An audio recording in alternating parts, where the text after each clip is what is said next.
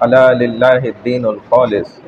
اللہ سبحانہ و تعالیٰ کو بھی جیسے انسانوں کو کسی بھی چیز میں ملاوٹ پسند نہیں ہے، اللہ کو بھی اپنے بندے کے ہر عمل میں کسی بھی قسم کی کوئی بھی ملاوٹ ہرگز پسند نہیں، بلکہ اللہ کے ہاں ملاوٹ والا عمل قابل قبول ہی نہیں، بالکل صاف ستھرا اور تصحیح نیت کے ساتھ، خلوص قلب کے ساتھ، صرف اور صرف اللہ کے واسطے کیا ہوا عمل اللہ کی بارگاہ میں قابل قبول ہے۔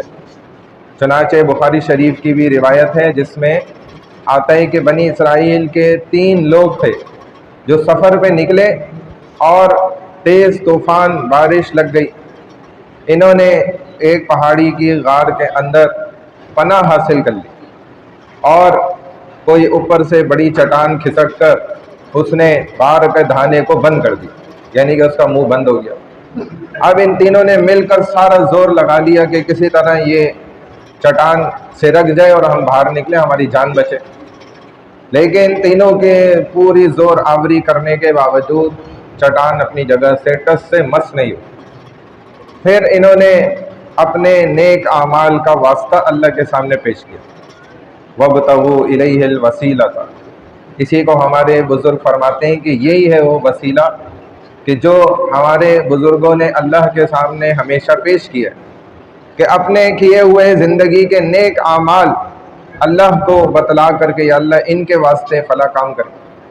کہتے ہیں تینوں نے پہلے نے اللہ سے دعا کری کہ اللہ آپ جانتے ہیں میں نے اپنی والدہ کی بڑی خدمت کری ہے، اور ایک رات میں جب ان کے لیے دودھ لے کر کھڑا رہا، اور اس سے پہلے جب تک میں اپنی والدہ کو نہیں پلا دیتا تھا اپنے بچوں کو بھی نہیں پلاتا، اور میرے بچے سو گئے، والدہ بھی سو چکی تھی، اور میں ساری رات لے کے کھڑا رہا، اور رات گزر گئی میں ساری رات جاگتا رہا، لے کے کھڑا رہا، اور جب وہ صبح اٹھیں تو میں نے ان کو پلایا۔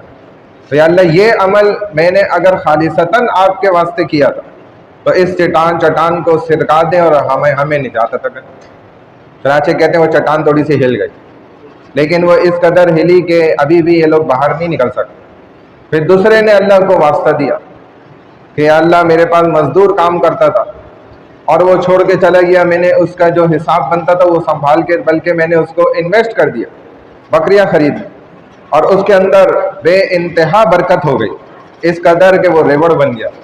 جب وہ کئی سالوں بعد میرے پاس لوٹ کر آیا تو میں نے اس کو چاہتا تو صرف اس کی اصل رقم دے دیتا، لیکن میں نے آپ کا خوف کھاتے ہوئے اس کو سارا ریوڑ جتنا بنتا تھا سب دے دیا، خوش ہو گیا۔ پھر چٹان تھوڑی سی رکھ گئی۔ تیسرے نے واسطہ دیا کہ یا اللہ میری فلانی رشتہ دار لڑکی نوجوان خوبصورت جس سے میں جسمانی تعلق قائم کرنا چاہتا تھا ناجائز طریقے سے، اور ایک دفعہ وہ مجبوری کی حالت میں میرے پاس قرض لینے آ بھی گئی، میں نے اسے قرض کے بدلے اس گناہ کے لیے راضی کر لیا، اور جب میں گناہ کے لیے تیار ہو کر بیٹھا تو وہ کانپنے لگ گئی، رونے لگ گئی۔ میں نے اس سے وجہ پوچھی تو اس نے کہا کہ میں نے کبھی زندگی میں گناہ نہیں کرا اور آج میں مجبور ہو گئی۔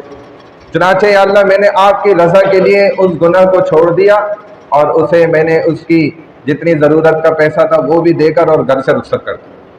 یہ عمل اگر میں نے آپ کی رضا کے لیے کیا تھا خالصتاً تو ہماری نجات ہمیں دے دیں، یہاں سے یہ چٹان سرک دے۔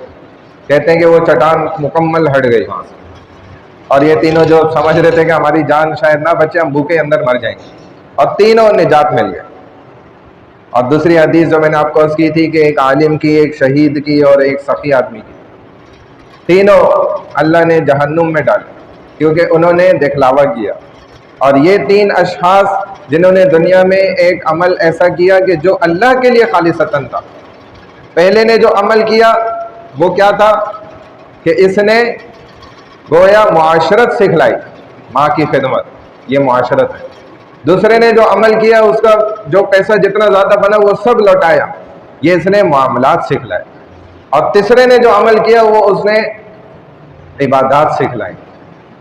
یہ ہوتا ہے عبادت، یہ ہوتا ہے معاملات، اور یہ ہوتے ہیں سارا دین۔ ان چیزوں کا نام ہے، صرف عبادت کا نام نہیں۔ تو پتہ چل گیا کہ دنیا میں بھی اگر اخلاص نیت سے عمل کرے گا تو اللہ اس کی جان بچائیں گے، دنیا میں بھی آخرت میں بھی۔ اور اگر دنیا میں بھی بڑے بڑے کام کیے اور دکھلاوا کر کے مر کے چلا گیا تو یہ پھنس جائے، دنیا میں تو بابا ہو جائے گی لیکن مرنے کے بعد پھنس جائے۔ اللہ ہماری حفاظت۔